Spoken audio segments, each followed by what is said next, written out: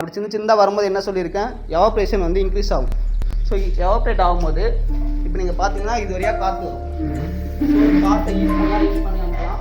இப்போ காற்று வரும்போது இந்த ரோட்டரி ஆட்டோமேஷன் இது உள்ளே இருக்கும். இது அதிவேகமாக சுற்றும் போது இந்த தண்ணி இப்போ இங்கே பார்த்துங்க, இப்போ அந்த கடல் தண்ணி வந்து சின்ன ட்ராப்லெட்டாக இங்கே வருது. அப்படி நடக்கும்போது அந்த காற்று வழியாக அந்த கடல் நல்ல தண்ணி வந்து இது வழியாக எவாப்ரேட் ஆகிட்டு போகும், ஆவியாக போகும். இங்கே பக்கத்தில் ஒரு இல்லை பட் அங்கே ஒன்று இருக்கும், அது வழியாக ஒரு சில்லர் யூனிட் இருக்கும். சில்லர் என்ன பண்ணனா அந்த காற்றை குளிர்ச்சிப்படுத்தி அந்த காற்றுல இருக்க நல்ல தண்ணியை எடுக்கும். இதுதான் இது பண்ணுறோம் நாங்கள் ப்ராசஸ். இப்போ நாங்கள் என்ன பண்ணுறோன்னா, இதில் வர சின்ன பார்ட்டிகல்ஸ்லாம் கண்ணுக்கு தெரியாது.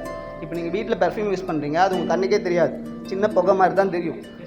இங்கே இந்த லேபில் என்ன பண்ணுறோன்னா, இங்கே லேசர்லாம் யூஸ் பண்ணி அந்த சின்ன பார்ட்டிகல் சைஸை நாங்கள் படிக்கிறோம். அது மூலமாக அந்த சைஸ், பார்ட்டிகல் சைஸ், வெலாசிட்டி, அது மூலமாக படிக்கிறதுனால இந்த ப்ராசஸை இன்னும் நம்ம எஃபிஷியண்ட்டாக பண்ண முடியுமான்னு பார்க்குறோம். ஓகேவா?